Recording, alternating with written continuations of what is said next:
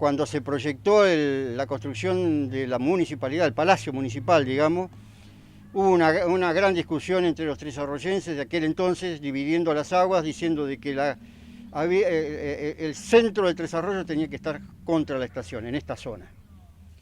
Y entonces terminó yéndose hacia allá.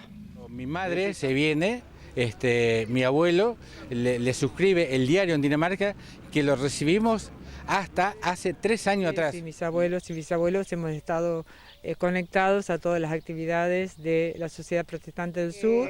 Cuando hay misa, o sea, los domingos, yo toco, digamos, a mí en realidad me dijeron que son 50, pero yo cuento 100 porque yo tengo que controlar la campana ida y vuelta. Son 100 veces que yo tengo que tocar, que significa alegría, porque vamos al encuentro de Dios.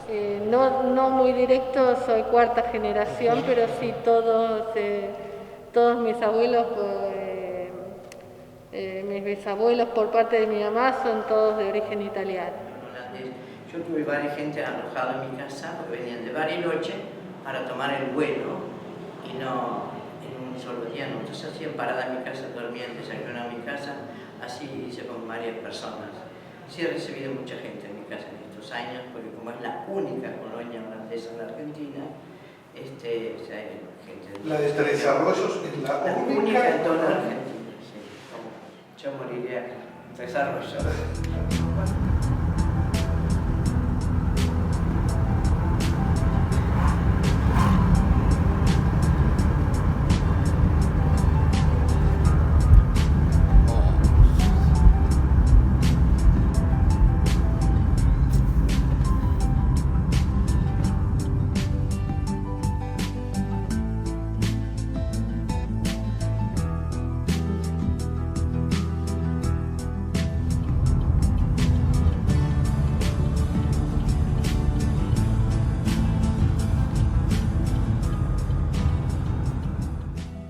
Tres Arroyos es una ciudad de más de 46.000 habitantes de la provincia de Buenos Aires en la República Argentina. Sus orígenes tienen mucho que ver con las inmigraciones, una constante de nuestro país. La particularidad de esta ciudad es la vigencia de las mismas. Quiero conocer y contarles un poco más de ellas. ¿Qué mejor que recorrer los lugares y conversar con sus protagonistas? Ya tiene una base cuando llego yo, ¿no es cierto?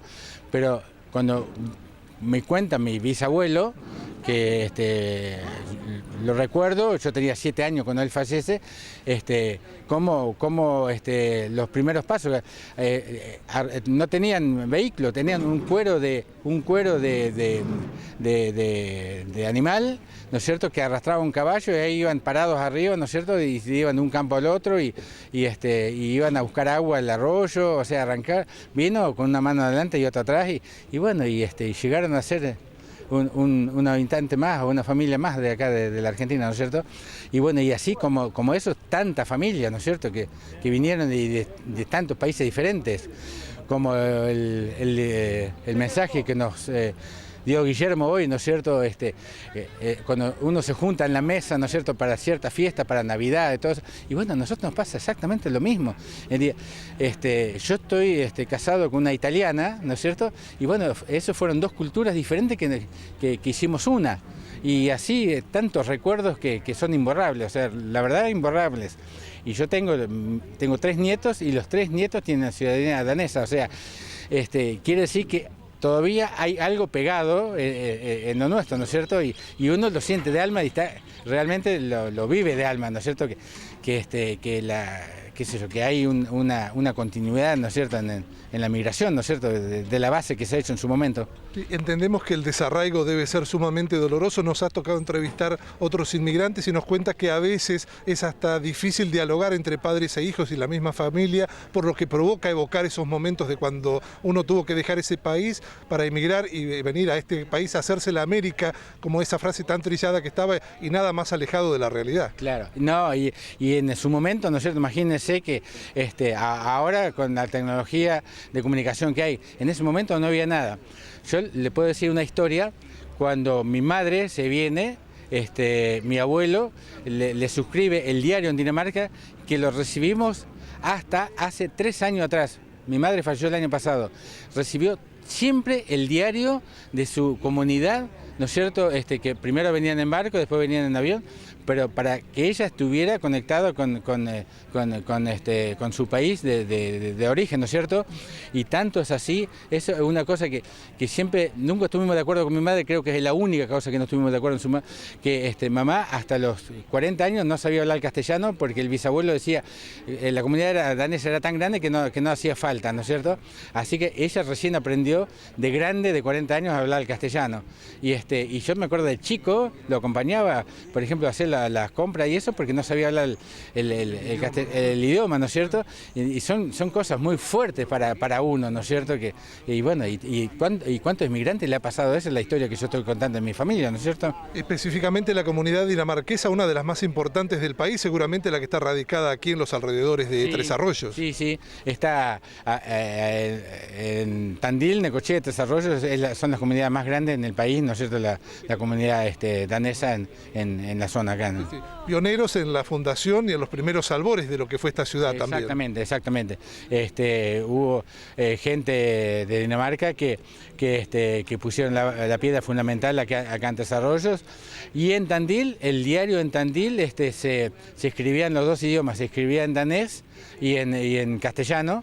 Y la iglesia protestante en Tandil se construyó antes que la católica. ¿Tus nietos lograron hablar el idioma? ¿Lo pudieron preservar hasta este momento? Lo entienden, pero no, o sea, palabras sueltas así que hablamos entre nosotros. Pero bueno, en Dinamarca el segundo idioma es el inglés, todo el mundo habla inglés y ellos hablan inglés, pero sí, o sea, hablamos palabras sueltas, pero no nos sentamos en la mesa como hacíamos con mis padres que hablamos solamente danés, ¿no es cierto? Y le digo más, mi señora italiana, ella fue a aprender a hablar danés porque mi madre no sabía hablar castellano. Mire el esfuerzo que se hacía como emigrante, ¿no es cierto? Y como para poder integrarnos, ¿no? Pero bueno, son historias de migrantes, ¿no es cierto?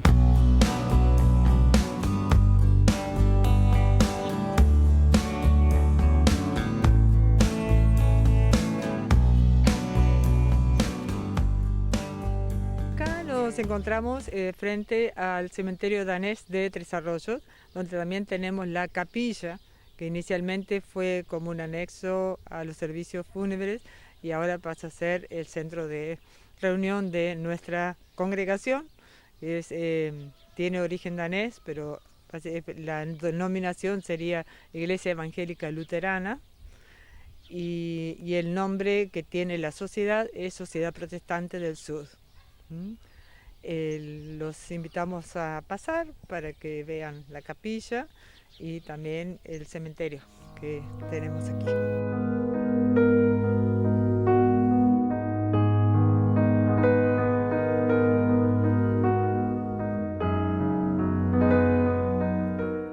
Estoy en un lugar de culto para la colectividad danesa, donde los descendientes no olvidan la senda marcada por sus ancestros.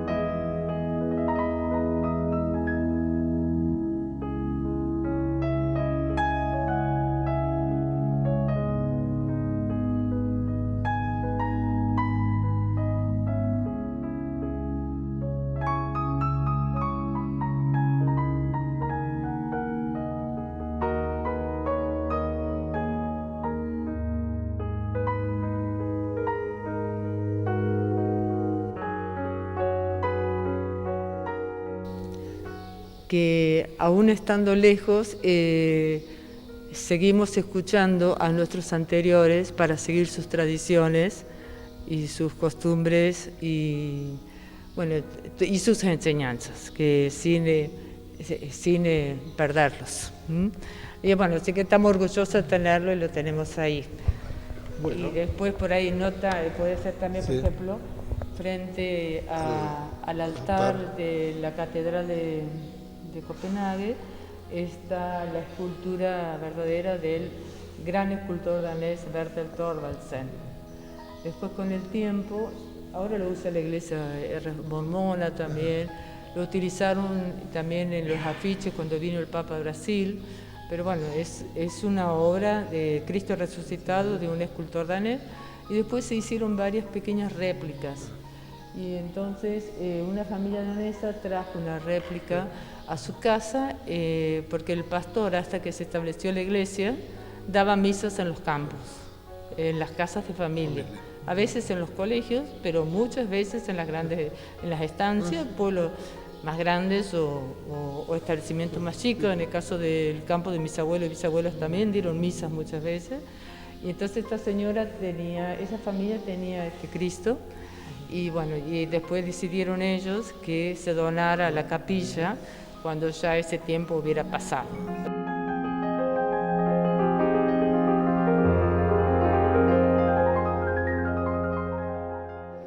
Esta numerología que hay acá, Claro,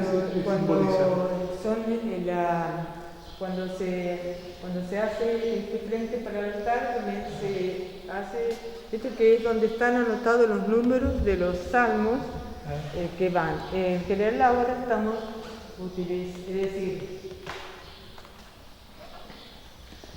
mucho tiempo se utilizó, ¿no es cierto?, básicamente el libro de salmos danés, ¿no? Acá están los 8 obispados, 1, 2, 3, 4, 5, 6, 7, 8, 9, 10, bueno, no recuerdo bien, los obispados que hay en Dinamarca. Nosotros dependemos de un obispado de donde venía Fugl. Pero ahora se utiliza un libro de cancioneros propios y en este momento están tratando de hacer uno nuevo en común entre las iglesias de Buenos Aires, de Tandil, de Necochea y de Tres Arroyos. Y si uno se pone a mirar acá, uno va a encontrar que hay algunas traducciones. Es decir, dentro de mi familia también había un médico que trabajó acá en Tres Arroyos, el señor Gunnar Kier, sobrino de Lars Beckhoff, y él tradujo varias del danés al castellano. Y bueno, después da justo también, pero otro ebanista que tuvimos aquí, Raúl Bustrup, era muy bueno en su trabajo también, y la descendiente de un danés que fue muy importante acá, donó esta Biblia, que esta Biblia fue editada por el rey Federico IX al cumplirse los 400 años de la primera Biblia escrita en danés.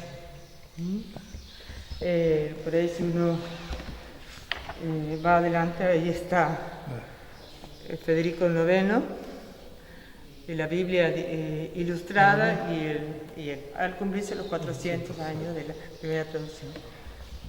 Y después lo otro que podría tener una cuestión simbólica es de la isla de donde venía Juan Fugl, lo de otra parroquia, donaron ese candelabro. Yo cuando leo en internet, la iglesia de allá dice que es prestado. Acá me dicen que es donado. La cuestión es que la pobreza está. Nadie todavía no se lo lleva. Entonces, bueno, quedó medio desplazado ahora que llegó. Sí. La que estaba ahí arriba, porque mi mamá solía estar. Bueno, además fueron para Tres Arroyos pioneros en la población desde los orígenes. La comunidad danesa fue sumamente importante, sí, ¿no? De los primeros pobladores. De los primeros pobladores, en realidad, en el año, más o menos, en el año 1885 se establece uno que se llama Pedro Meisler, que fue uno de los que firmó el acta de fundación del municipio, de la Casa Municipal de Tres Arroyos. Y a través de él, como sabía el español y el danés, va facilitando la llegada de otros. Y mi bisabuelo Fernando Petersen, junto con su cuñado Carlos Anderberg, son los primeros daneses que compran tierras, más o menos en la zona de Castellares. Los primeros que vienen y trabajan la tierra de sol a sol, pero creo que compran tierras unos años después nada más, son Nicolás Ambrosio, el dueño de la estancia de la Curlandia, en Dorrego, que ya ha salido en otros programas, y su hermano, el Laus, que acá se tradujo como Las Ambrosio, que tiene la Constancia acá cerca. En realidad, con ese problema que tenían en Tandil, con el arrendamiento, que no podían sostener, ni bien llegaron acá, trataron de trabajar y profundizar lo más posible el trabajo para poder ser propietarios ellos, para poder quedarse en esos lugares. Este bisabuelo mío, que es bisabuelo de Beatriz, en los años 30, 40, perdió todo.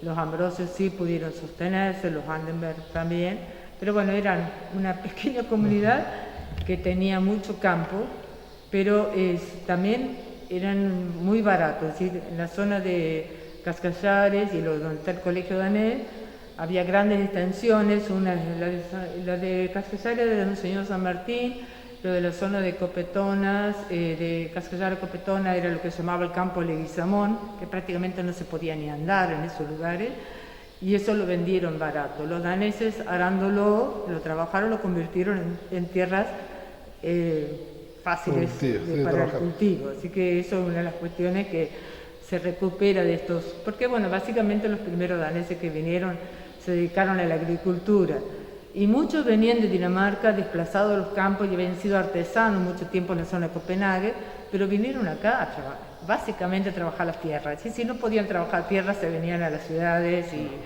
y trabajó en los mismos campos, trabajaban en la parte de herrería o en la parte de carpintería, porque bueno, los campos necesitaban también de ese trabajo. Y bueno, entonces algunos llegaron a poder comprar tierras, otros tuvieron que seguir desplazándose permanentemente. Hay familias que por ahí les ha hecho el seguimiento de Tandil, fueron a Dorrego, de Dorrego fueron a San Cayetano terminaron en Necochea, es decir, y al revés, mi bisabuelo salió de Tandil, se fue a Pieres, y de ahí se vino para acá, es decir, diferentes lugares movimientos. Por ejemplo, en un momento se consideró en el año 1910 que el Perdido era la colonia danesa más grande después de Tandil. Y bueno, ahora no quedan tantos, pero muchos, quizá no sé qué dificultad habrá habido, que después se fueron desplazando hacia otros lugares.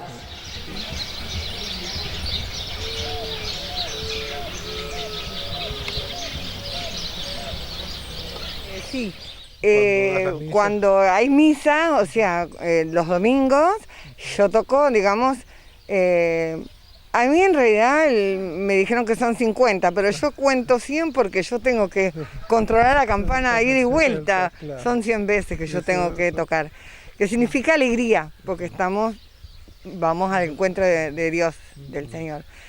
Y cuando hay entierros, yo acompaño el féretro desde que sale hasta que llega al lugar, tocando, digamos, despacio la campana como yendo a la par.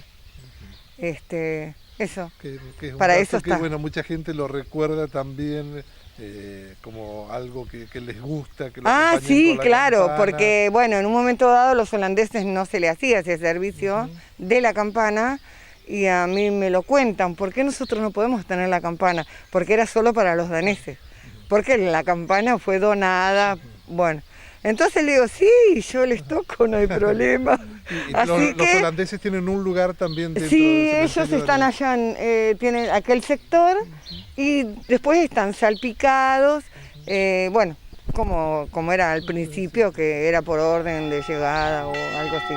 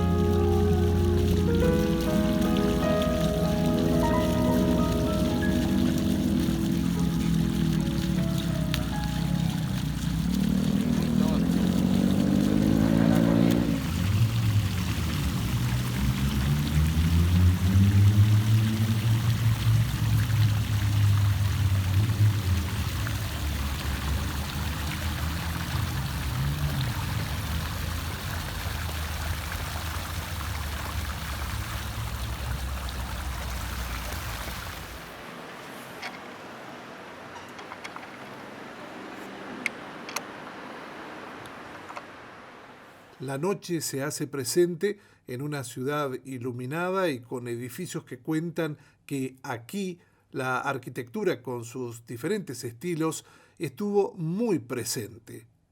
De a poco, y acompañado por Ezequiel Lanza, mi guía en esta ciudad, he podido ir conociendo la colectividad de Dinamarca. Es hora de recobrar energías para cuando la luz de un nuevo día se haga presente. Seguir dialogando con los descendientes de las culturas que poblaron en sus orígenes a Tres Arroyos.